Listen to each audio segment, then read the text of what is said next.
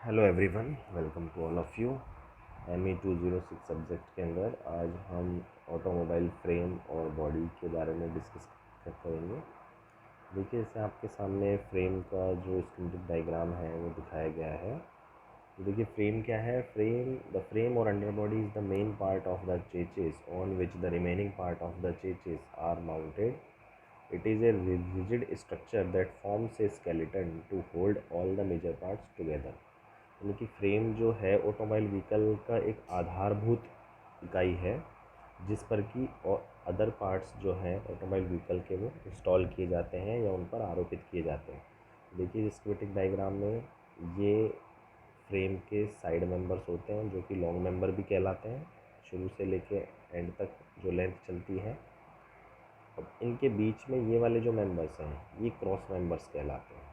इन cross members पे, side members पे brackets attach किए जाते हैं। उन ब्रैकेट्स पर डिफरेंट जो एसेसरीज़ है, वो जो पार्ट्स हैं वो इंस्टॉल किए जाते हैं। तो बेसिकली ये जो स्टार्टिंग ये है, ये इंजन माउंटिंग ब्रैकेट होते हैं इधर तीन, जिनके ऊपर इंजन होल्ड होता है, इंजन असेंबली। नेक्स्ट देखिए, the engine is mounted in the forward end of the frame and is connected to clutch and transmission unit to form a complete power assembly. Rear axle housing is attached to the rear spring. The wheel and tire assembly support the frame. The steering system has some parts bolted to the frame and some to the body. The petrol tank is fastened to the rear of the frame. Chassis frame are made of steel sections so that they are strong enough to withstand the load and at same time are also light in weight to reduce the dead weight on the vehicle. देखिए, जो chassis frame है वो आपकी steel से बनाया जाता है। तो मैं यहाँ पर आपको चेचिस और फ्रेम और ऑटोमोबाइल व्हीकल इनके बारे में थोड़ा सा बताना चाहूँगा कि चेचिस क्या है।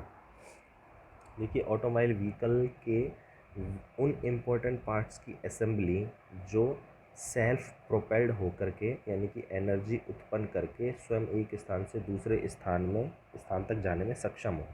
यानी कि अब इसमें चेचिस में क्या क्या कवर होगा। चेचिस में आपका फ्रेम हो गई होगा, तो फ्रेम पर सारे पार्ट्स आने। फ्रेम है, इंजन है, ट्रांसमिशन सिस्टम है, व्हील्स है, एक्सल है, सस्पेंशन है, पेट्रोल टैंक है, इग्निशन सिस्टम। तो ये मिनिमम जो असेंबली है, मिनिमम पार्ट्स की असेंबली है, ये सारी की सारी होती हैं चेचिस के अंदर। और चेचिस एक स्थान से दूसरे स्थान तक बच जाने में समर्थ होता है। चेचिस पर कोई भी बॉडी का पार्ट नहीं होता है, यानी कि ऑटोमोबाइल बॉडी की हम बात करेंगे, जो बॉडी नहीं का पार्ट नहीं होगा, केवल ये सारी जो चीज़ें मिलकर हैं आपके चेचिस का निर्माण करती हैं। और फ्रेम क्या है, फ्रेम भी चेचिस का ही एक पार्ट है। तो यानी कि अगर एक तरह से कहें कि ऑटोमोबाइल व्हीकल चेचिस और बॉडी से मिलकर बनता है, और फ्रेम इनकी क्या है, आधारभूत इकाई है। ठीक है, नेक्स्ट देखते हैं फंक्शंस ऑफ फ्रेम। अब फ्रेम के फंक्शंस क्या है। देखिए, मेन फंक्शंस तो यही है, जैसा कि हम जानते हैं कि लोड को सपोर्ट करना, to withstand the static and dynamic load with unique deflection और distortion, to support the chassis component and body, chassis के कंपोनेंट और बॉडी को सपोर्ट करना और डायनेमिक और स्टैटिक लोड को वहन करना। वेरियस लोड्स कौन कौन से चीज़ फ्रेम पे लगते हैं। तो देखिए, weight of the vehicle, passenger and goods, जो भी ऑटोमोबाइल व्हीकल में आप या तो कार्गो ट्रांसपोर्ट कर रहे हैं या पैसेंजर्स को ट्रांसपोर्ट कर रहे हैं, उनका लोड। वर्टिकल लोड आता है जब जो व्हीकल किसी हॉलो सेक्शन या बम्प के क्रॉस में आता है, तो वर्टिकल लोड्स होते हैं जो कि साइड मेंबर को बेंड करने का प्रयास करते हैं। Load due to camber, road camber, side wind, cornering force, इनके कारण बेंडिंग मोमेंट आता है। Load due to impact obstacle में causes particular wheel to remain obstruct while the other wheel tend to move forward. Next है fifth, engine torque and braking torque. तो engine torque जब गाड़ी start होती है तो उसके कारण जो टॉर्क अप्लाई होता है फ्रेम पर, तो उसके कारण साइड मेंबर बेंड होने का प्रयास करते हैं। सिमिलरली ब्रेकिंग टॉर्क, जब ब्रेक लगता है तो उसके कारण भी ब्रेकिंग टॉर्क साइड मेंबरों पर अप्लाई होता है। Sudden impact load during collision.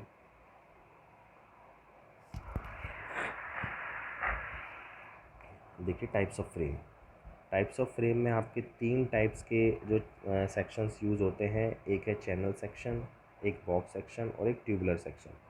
Channel section जो होता है वो बेंडिंग लोड्स के लिए काफ़ी अच्छा माना जाता है, इसलिए जो साइड मेंबर्स हैं उन पर बेंडिंग लोड ज़्यादातर आता है, तो साइड मेंबर आपके चैनल सेक्शन के बनाए जाते हैं। बॉक्स सेक्शन जो होता है उसके शॉर्ट मेंबर बनाए जाते हैं, जो एक जिनको यानी कि क्रॉस मेंबर्स कहा जाता है। ट्यूबुलर सेक्शन जो होता है, जो कि आजकल थ्री व्हीलर्स, स्कूटर्स और मेटाडोर्स और पिकअप्स फ्रेम्स में यूज़ किया जाता है। देखिए, जो बॉक्स सेक्शन है वो बेंडिंग और टॉर्शन दोनों टाइप के लोड लेने में सक्षम है। ट्यूबुलर ओनली जो स्पेसिफिकली टॉर्शन लोड के लिए डिज़ाइंड है, टॉर्शन लोड ज़्यादा वहन कर सकता है, और जो सी चैनल होते हैं, जो चैनल सेक्शन वो बेंडिंग लोड में मजबूत होते हैं। नेक्स्ट देखिए, आपके पास तीन टाइप्स के फ्रेम होते हैं, conventional frame, semi integral frame और इंट्रीगल फ्रेम। इंट्रीगल जो फ्रेम है इसको फ्रेमलेस कंस्ट्रक्शन भी बोला जाता है, इंट्रीगल टाइप के फ्रेम को। देखिए, यहाँ कन्वेंशनल टाइप के फ्रेम आपके पास दिखाए गए हैं। ये देखिए, फ्रंट एक्सल यहाँ होती है, ये टॉप व्यू है, ये वाला आपका टॉप व्यू है, और ये ऊपर साइड व्यू है, सॉरी एलिवेशन, ये एलिवेशन है और ये इसका टॉप व्यू है। देखिए, यहाँ फ्रंट एक्सल है, ये आपकी रियर एक्सल है, ये फ्रंट ओवरहैंग का हिस्सा है, ये रियर ओवरहैंग का हिस्सा है।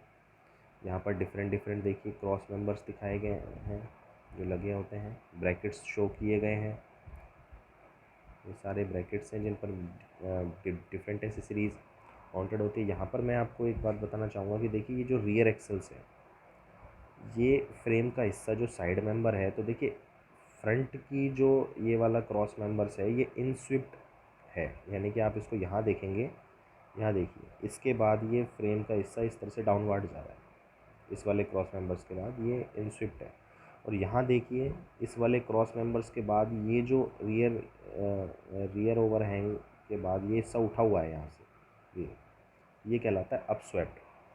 ऐसा क्यों करते हैं? ऐसा इसलिए करते हैं ताकि बेंडिंग लोड अपन रियर ओवरहैंग में ज़्यादा से ज़्यादा क्रिएट कर सके। और यहाँ पर जो है इंजन माउंटेड होता है, तो इंजन का जो पावर ट्रांसमिशन वाला लेवल होता है वो पीछे तक जाना है, तो उसको हम लो रखते हैं। तो इन दोनों का ये रखने का मतलब है। देखिए, कन्वेंशनल फ्रेम जो अभी हमने पहले दिखाया, कन्वेंशनल फ्रेम, उसी के ये कुछ फीचर्स हैं। It is also known as non load carrying frame, यानी कि ये इस प्रकार का फ्रेम है जो खुद लोड कैरी नहीं करता है, ये सिर्फ जो आपका लोड जो है वो ट्रांसमिट कर देता है एक्सल्स पर और सस्पेंशन सिस्टम्स पर।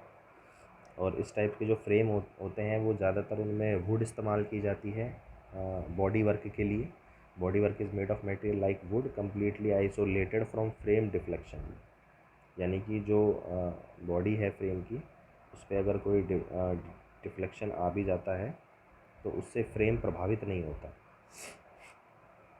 नेक्स्ट है, this type of frame is not much suited to resist torsion. Torsion type के लोड लेने में इस प्रकार के फ्रेम सक्षम नहीं होते, इसलिए इनमें ट्यूबुलर और बॉक्स सेक्शन का यूज़ किया जाता है। Frame use the complete frame is fabricated by the welding process. जो कार्स में इस तरह के कन्वेंशनल फ्रेम्स होते हैं वो वेल्डिंग प्रोसेस के द्वारा बनाए जाते हैं। The frame tapers to the rear to the front to permit adequate movement of the steering wheels. Steering wheels को मूवमेंट कराने के लिए जो फ्रेम टेपर्स है वो रियर से फ्रंट तक दिए जाते हैं। Longitudinal member by sweeping upward, ये इस पॉइंट का मतलब वही है जो मैंने आपको अभी इसके पिछली स्लाइड में बताया था कि ये इन स्विफ्ट, फ्रंट एक्सल में इन स्विफ्ट रखा जाता है, थोड़ा सा डाउन रखा जाता है, और रियर एक्सल के बाद का जो फ्रेम का पोर्शन है, साइड मेंबर, वहाँ पर उठे हुए होते हैं ताकि वो लोड को ज़्यादा से ज़्यादा सहन कर सकें और वर्टिकल मूवमेंट जो है रियर एक्सल उनको अलाउ कर सके। नेक्स्ट है, the torsional rigidity of frame is increase by providing tubular section और बॉक्स सेक्शन। टॉर्शनल रिजिडिटी के लिए ट्यूबुलर और बॉक्स सेक्शन क्रॉस मेंबर्स जो हैं इन सेक्शंस के लिए जाते हैं। नेक्स्ट देखिए, सेमी इंट्रीगल फ्रेम। अब सेमी इंट्रीगल फ्रेम का जो व्यू है एक तरह से आपके पास दिखाया गया है, इधर ये देखिए। Rubber body is mount are replaced by relative stiff mounts so that a part of frame load is transferred to the body structure also। इसका मतलब ये है कि इस तरह के फ्रेम में बॉडी जो है, बॉडीज माउंट रबर स्टिफ भी इस्तेमाल किया जाता है, जिससे जो फ्रेम पर आने वाला लोड है वो बॉडी पर भी ट्रांसफ़र हो, पूरा का पूरा फ्रेम पर ना आए। सेमी इंटीग्रल टाइप के फ्रेम है, यानी कि हम ये कहते हैं फ्रेमलेस कंस्ट्रक्शन और कन्वेंशनल फ्रेम के बीच वाले फ्रेम होते हैं ये। Quite popular for small European cars in American cars, उनमें काम में लिए जाते थे यूरोपियन और American. Semi integral frame is heavy, ये फ्रेम थोड़ा सा हैवी होता है क्योंकि डिज़ाइन इसके आप देख ही रहे हैं कितनी कॉम्प्लेक्स डिज़ाइन है। इसलिए ये थोड़ा सा हैवी होता है कन्वेंशनल फ्रेम की तुलना में। इसका मेन मोटो क्या होता है? मेन मोटो इसका यही है कि पूरा का पूरा लोड बॉडी और फ्रेम दोनों पर ट्रांसफ़र हो। ठीक है, पूरा का पूरा लोड ना तो बॉडी पर आए ना फ्रेम पर आए। नेक्स्ट देखते हैं इंट्रीगल और यूनिटाइज फ्रेम। इनको हम फ्रेमलेस कंस्ट्रक्शंस भी बोलते हैं, यानी कि आपके सिलेबस में जो फ्रेमलेस कंस्ट्रक्शन के नाम से टॉपिक है वो यही वाले फ्रेम। अब देखिए ये क्या है, देयर इज़ नो फ्रेम। अब जैसा कि मैंने बताया आपको, इसमें कोई अलग से फ्रेम नहीं होता है, यानी कि जो हम बात करते थे कि ऑटोमोबाइल व्हीकल का जो आधारभूत यूनिट है फ्रेम, तो वो फ्रेम नहीं है, तो फिर फ्रेम का फंक्शन कौन करेगा? देखिए यहाँ पर जो फ्रेम बनाया जाता है, ऐसी बात नहीं है कि इसमें फ्रेम नहीं होता। फ्रेमलेस कंस्ट्रक्शंस में फ्रेम और बॉडी दोनों एक पार्ट बन जाते हैं, एक ही पार्ट की तरह व्यवहार करते हैं। जैसे कि आप देखें, आपके सामने जो फिगर है, इसमें आप जस्टिफाई नहीं कर सकते कि बॉडी का पार्ट कौन सा है, फ्रेम का पार्ट कौन सा है। ये पूरा एक तरह का फ्रेम होता है, इंटीग्रल टाइप का फ्रेम। यानी कि फ्रेम में जो बॉडी पिलर्स है, देखिए जो बॉडी पिलर्स है ये फ्रेम से अटैच होते हैं, और मतलब पूरा फ्रेम एग्जैक्ट आपको यहाँ दिखाई नहीं देगा क्योंकि वो बॉडी में मर्ज है। यहाँ से ये रॉड जाती है पूरी की पूरी, और फिर इसके बाद ये बॉडी पिलर्स जो है यहाँ से अटैच हो जाते हैं। मतलब आप ये कह सकते कि ये पर्टिकुलर बॉडी का पार्ट है, ये पर्टिकुलर, क्योंकि दोनों ओवर मर्ज्ड है बॉडी के पार्ट्स भी और फ्रेम के पार्ट्स भी। In this arrangement the chassis become a sub frame and other sub frame are use to front and rear suspension unit.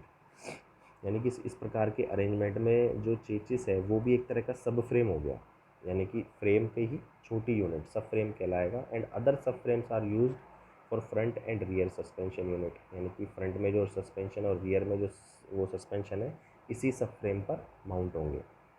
This design reduce vehicle wait. ऐसा क्यों करते हैं रिड्यूस? क्योंकि इससे व्हीकल का वेट रिड्यूस होता है, लोअर प्रोडक्शन कॉस्ट लोअर आती है, and allow a lower floor. और इससे हमें इस तरह के व्हीकल मिलते हैं जिनका फ्लोर काफ़ी कम होता है। लो फ्लोर होने से देखिए व्हीकल का जितना सेंटर ऑफ ग्रेविटी नीचे रहेगा, यानी कि उसका फ्लोर लेवल नीचे रहेगा, तो उसका सीजी सेंटर ऑफ ग्रेविटी भी नीचे रहेगा, तो हाई स्पीड पर व्हीकल की स्टेबिलिटी इंप्रूव होती है। इसलिए आपने देखा होगा कि आजकल जो बसेस बनाई जा रही हैं वो लो फ्लोर बस बनाई जा रही है। This is modern form of construction almost all cars lighter commercial vehicles. ठीक है, चूँकि इसमें लो प्रोडक्शन कॉस्ट है, लोअर फ्लोर है, इसका वेट भी कम होता है, इसलिए आजकल मॉडर्न टाइम में इसी प्रकार के जो फ्रेम्स हैं वो यूज़ किए जा रहे हैं। अब आ जाते हैं सब फ्रेम्स क्या है। Sub frames normally the various components of vehicle are bolted directly either on the main frame member और across member. However sometimes the engine and gear box are carried on a sub frame support the main frame usually at 3 points. अब देखिए ये सब frame क्या होते हैं, जैसे मैंने आपको इस स्लाइड में, चलिए ये देखिए यहाँ पर मैंने जैसे आपको बताया कि यहाँ पर 3 टाइप के ब्रैकेट होते हैं, इंजन माउंटिंग ब्रैकेट। तो जब भी आप इनको प्रैक्टिकली किसी असेंबली लाइन पर देखेंगे तो ये भी एक प्रकार का सब फ्रेम होता है। यहाँ पर जो ये जो क्रॉस मेंबर और ये जो इंजन माउंटिंग ब्रैकेट्स है ये एक प्रकार से सब फ्रेम का निर्माण करते हैं, जहाँ पर पूरी इंजन की जो असेंबली है वो यहाँ पर आकर के फिट होती है। तो बेसिकली हम ये कह सकते हैं कि जो फ्रेम का एक छोटा सा पार्ट होता है जो किसी स्पेशल जो असेंबली है उसको होल्ड करने के लिए लगाया जाता है, वो एक तरह का सब फ्रेम कहलाता है। However, sometimes engine and gearbox are carried on a subframe support the main frame usually at 3 points। देखिए जैसे मैंने बताया 3 पॉइंट्स कि ऐसी स्ट्रक्चर जिनको सपोर्ट करने के लिए 3 स्पेशल पॉइंट्स पर ब्रैकेट माउंट किए जा रहे हैं विद क्रॉस मेंबर, तो वो सब फ्रेम है। The arrangement helps isolate the components from the effect of twisting flexing the main frame. यानी कि ये भी थोड़ा बहुत लोड ले लेता है, तो मेन फ्रेम पर इतना ज़्यादा लोड इसके कारण नहीं आता है। यानी कि ये भी ट्विस्टिंग अपने आप में ट्विस्टिंग टाइप के लोड, टॉर्शनल लोड लेने में सक्षम होता है। Rubber mountings are used between the engine gear box unit and the frame to reduce the vibration. For the same reasons the body is also mounted on the rubber blocks on the frame. यानी कि rubber mounting brackets का भी इस्तेमाल किया जाता है ताकि shock को एब्जॉर्ब कर सके between the engine gear box unit and frame to reduce vibration, vibration जो है उनके कम हो सके। इसी कारण से body is also mounted on the rubber जो बॉडी होती है इस प्रकार के फ्रेम में, वो रबर ब्लॉक्स जो हैं उन पर माउंट होती है। फ्रेम और बॉडी के बीच में रबर ब्लॉक्स होते हैं। The provision of some simplifies production on the assembly line facility subsequent overall repair. इसका मेंटेनेंस भी आसान होता है और जो असेंबली लाइन है उन पर प्रोडक्शन ईजी रहता है, इस कारण से इनको यूज़ किया जाता है। अब देखिए defects in chassis frame. Chassis frame में क्या क्या डिफेक्ट हो सकते हैं, तो देखिए फॉलोइंग डिफेक्ट्स यहाँ पर आते हैं। क्रैक्स है, डिसलोकेटेड पार्ट है, ब्रोकन वेल्ड है, बकलिंग हो सकती है, कोरोजन एंड रस्टिंग हो सकती है। अब फॉलोइंग मेथड है उनको रस्ट फॉर्मेशन को अवॉइड करने के क्या है कि आप गेल्वेनाइज शीट का उपयोग करें जो जंगरोधी होती है। Use of zinc enriched primer paint, यानी कि जिंक से जिंक की क्वांटिटी जिस पेंट में ज़्यादा हो ऐसे पेंट का इस्तेमाल करें ऑटोमोबाइल पार्ट्स को पेंट करने के लिए। Use of plastic coating on panels, panels पर प्लास्टिक कोटिंग रखें। यूज़ ऑफ रबराइज सॉल्यूशन का उपयोग करें। Avoid the tight corners so that moisture can get settles. Tight corners को अवॉइड करना चाहिए जिससे कि जो मॉइस्चर ना आ पाए उनमें। Providing plenty of drain holes to avoid water trap to run out, यानी कि अगर पानी आता भी है तो काफ़ी सारे होल्स उसमें प्रोवाइड करने चाहिए ताकि उन होल से नीचे फ्लो करके वाटर ड्रॉपलेट्स नीचे गिर सके, वहाँ से पास आउट सके, वहाँ पर ठहरे नहीं। अब देखिए, अब बात करते हैं हम body, automobile body. Automobile body किस प्रकार की होनी चाहिए। देखिए automobile body is the super structure of the vehicle. तो ये इसकी डेफिनेशन में आप ध्यान रखिएगा कि ये क्या होती है, ये व्हीकल की सुपर स्ट्रक्चर होती है। The chassis and body make the complete vehicle. जैसे मैंने आपको पहले बताया, चेचिस और बॉडी दोनों मिलकर के कंप्लीट व्हीकल का निर्माण करते हैं, जिसमें frame act as a basic unit, आधारभूत इकाई है। The chassis and body makes the complete vehicle. In larger, heavier vehicles, chassis and body are made as a separate unit and then bolted together. देखिए heavy duty के जो vehicle होते हैं उनमें chassis और बॉडी दोनों अलग अलग होते हैं और फिर उनको बोल्टेड कनेक्शन से अटैच कर दिया जाता है। जैसे कि मैं एग्जांपल दूँ, ट्रोले, जो आपने ट्रोलेस देखे हैं उसमें क्या होता है, उसमें चेचिस पोर्शन अलग होता है और पीछे कार को ले जाने के लिए बॉडी बाद में अटैच की जाती है। तो वो इस प्रकार का एग्जाम्पल है लार्जर एंड हेवियर व्हीकल्स में। Body is usually made from a large number of steel pressing which are welded together. The body is bolted at the chassis at numerous points, rubber felt springs being interposed to damp down the vibration.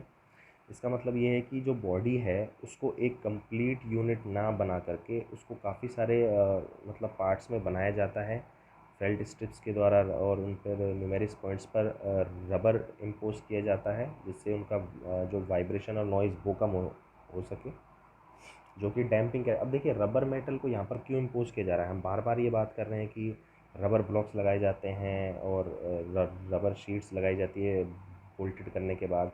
ये आपकी damping, vehicle की damping capacity को बढ़ाता है। हालांकि suspense system अपने लगाया हुआ है, लेकिन फिर भी जितना ज़्यादा रबर का इस्तेमाल होगा वो डैम्पिंग कैरेक्टरिस्टिक्स आपकी पूरी व्हीकल की डैम्पिंग इंक्रीज़ होगी। डैम्पिंग इंक्रीज़ होने से वाइब्रेशन को एब्जॉर्व करने और उनका जो एम्पलीट्यूड है वो जल्दी से जल्दी कम होगा। इससे क्या होगा, आपके वाइब्रेशन ना होने से व्हीकल के पार्ट्स की लाइफ बढ़ती है। अगर आपका डैम्पिंग कैपेसिटी कम होगी तो व्हीकल के पार्ट्स की लाइफ कम हो जाएगी। अब देखिए बॉडी की जो रिक्वायरमेंट्स है वो क्या क्या होती हैं। देखिए पहला, लाइट वेट होना चाहिए, जैसा कि पॉसिबल ज़रूरी है। लाइट वेट होगा इतना तो उतनी आपकी जो गाड़ी है फ्यूल कंजप्शन कम होगा। Cheap and easy in manufacturing, manufacturing आसान होनी चाहिए। Attractive shape and colour, minimum number of contacts, clear all round vision होना चाहिए, लॉन्ग फटीक लाइफ होनी चाहिए, मिनिमम रेजिस्टेंस टू एयर होना चाहिए, यानी कि जो एयर ड्रैग है, बॉडी के फ्रंट की जो शेप डिज़ाइन इस तरह की हो कि उससे एयर ड्रैग कम से कम हो। Good access to engine and suspense system, minimum vibration during running of vehicle, adequate space for passenger and luggage. इसके अलावा हम कह सकते हैं स्ट्रेंथ होनी चाहिए, ऐसा नहीं कि बॉडी आपकी कमज़ोर हो, स्ट्रेंथ होनी चाहिए। कोरोजन फ्री होनी चाहिए, यानी कि ऐसे पेंट से पेंटेड हो या इस मेटल की बनी हो जिसमें जंग का प्रभाव ना लगे, कोरोजन फ्री होनी चाहिए। तो देखिए डिफरेंट टाइप्स के बॉडी व्हीकल्स जो मार्केट में अवेलेबल हैं वो हमारे पास कौन कौन से होते हैं। बॉडी स्टाइल जैसे 2 डोर सेडान है, 4 डोर सेडान है, कन्वर्टिबल है, वैन है, ट्रक पंजाब बॉडी है, ट्रक हाफ बॉडी है, truck platform type, truck with articulated trailer, tanker, dumper truck, jeep, pickup, station wagon. तो इस प्रकार की जो बॉडीज़ हैं वो हमारे करंट सिनेरियो में मैन्युफैक्चरिंग की जा रही है। ये इनके कुछ एग्जांपल्स हैं, जैसे 2 door sedan, 4 door sedan, convertible, van, truck Punjab straight body truck, truck half body, truck platform type, truck with articulated trailer, tanker, dumper truck, jeep, pickups and station wagon, यानी कि स्टेशन से पैसेंजर्स को या उनके जो cargo उनको लाने ले जाने के लिए हैचबैक स्टाइल ये व्हीकल। अब देखिए व्हीकल डायमेंशन, इसके बारे में थोड़ा सा डिस्कस कर लेते हैं। Vehicle dimension generally wheel base और व्हील ट्रैक से ही जो व्हीकल की डायमेंशन का आइडिया लगाया जाता है, उसका व्हील बेस कितना है और व्हील ट्रैक कितना है। तो मैं आपको बता दूं, मान लीजिए ये आपके पास ऑटोमोबाइल व्हीकल है, ये फ्रंट हिस्सा है, ये स्टीयरिंग है और ये मैंने चारों व्हील दिखा दिए। जस्ट ओवरव्यू समझें आप इसको।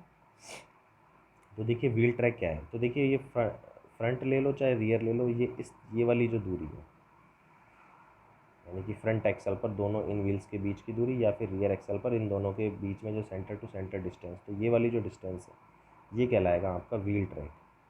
ठीक है। दूसरा ये रियर एक्सल और ये फ्रंट एक्सल, इन दोनों के बीच की तो ये वाली जो दूरी है ये कहलाएगा आपका व्हील बेस। ठीक है। जैसे कि देखिए इसमें दिखाया गया है, ये फ्रंट एक्सल, ये रियर एक्सल, ये आपका व्हील बेस हो गया। और फ्रंट एक्सल पर ही जो सेकंड व्हील होगा इसके उधर, उनकी जो बीच की दूरी है वो व्हील ट्रैक कहलाएगी। अब मटेरियल्स फॉर ऑटोमोबाइल बॉडी कौन कौन सी, wood components joint with steel brackets, steel, high speed steel या हाई स्ट्रेंथ स्टील भी बोलते हैं इसे। इसमें निकल और क्रोमियम की मात्रा अत्यधिक होती है जो इससे जंगरोधी भी बनाते हैं। High strength low alloy steel, ultra light steel auto body, trailers में जो आपका काम में लिया जाता है ज़्यादातर, वो यही वाला काम में लिया जाता है, ultra light auto steel body, aluminium and it's alloy. ठीक है। इसके अलावा मैं एक और टॉपिक के बारे में आपसे डिस्कस करना चाहूँगा, दैट इज़ हम उसको यहाँ डिस्कस कर लेते हैं, बम्पर्स।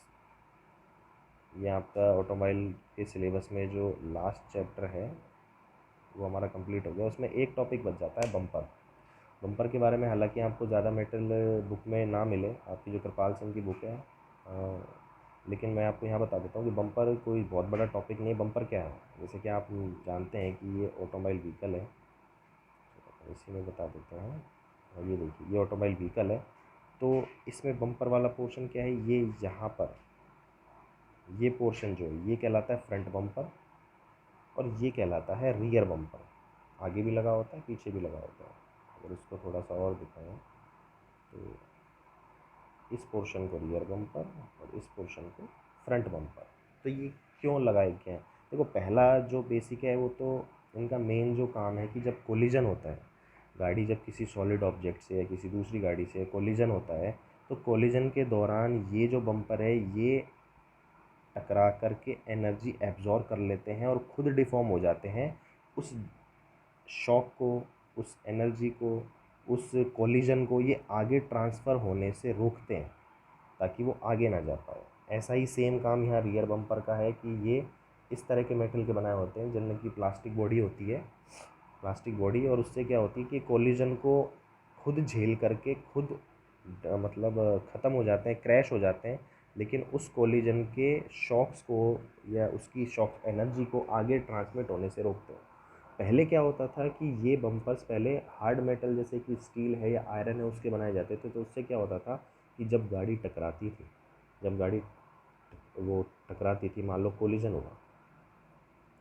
हुआ और ये आपकी क्या है स्टील बॉडी है, आयरन बॉडी है, तो क्या होगा ये खुद तो डिफॉर्म होते नहीं थे, ये क्या होता था अपना लोड फिर आगे ट्रांसमिट करते थे चीज़ पे या फ्रेम पे, और वो फ्रेम पे फिर जो लोड यहाँ पर पैसेंजर बैठे हुए हैं उनको एक्सीडेंट या कोलिजन के समय बहुत चोट पहुँचाने के लिए सक्षम होता है।